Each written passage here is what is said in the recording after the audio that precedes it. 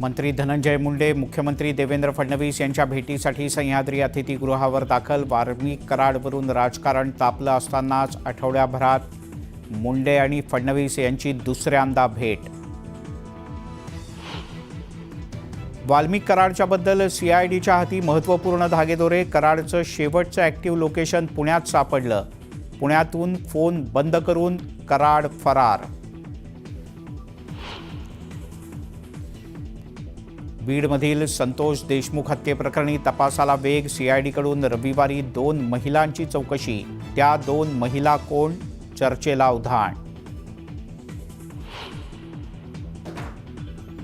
वाल्मिक कराड अजूनही फरार। वाल्मिक कराडला ताब्यात घेतल्याची काही माध्यमांनी दिलेली बातमी खोटी।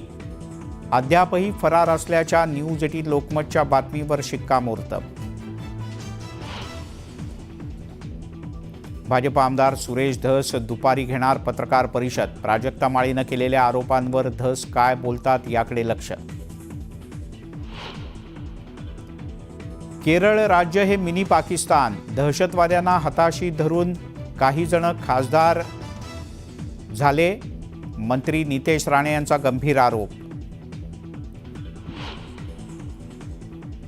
मुख्यमंत्री फडणवीस यांच्याकडून 100 दिवसांच्या नियोजन आराखड्यासंदर्भात बैठक। विविध विभागांचा रोडमॅप कशा पद्धतीने असणार याचा घेणार आढावा। नागपूरमध्ये मामाचा भाच्यांवर जीवघेणा हल्ला। हल्ल्यात दोन्ही भाच्यांचा मृत्यू। आर्थिक वादानंतर हल्ला झाल्याची पोलिसांची माहिती। कोरियातील प्रसिद्ध BTS ग्रुपला भेटण्यासाठी धाराशिवमधील 3 मुलींनी रचला अपहरणाचा बनाव। कोरियाला जाण्यासाठी घरातून चोरले पैसे। नववर्षाच्या स्वागतासाठी धार्मिक स्थळांमध्ये उसळली भक्तांची गर्दी। शिर्डी, पंढरपूर, कोल्हापुरात भाविकांचा जनसागर। आणि मेलबर्न कसोटीत ऑस्ट्रेलियाची भारतावर 184 धावांनी मात। बॉर्डर गावस्कर मालिकेत ऑस्ट्रेलियाची 2-1 अशी आघाडी।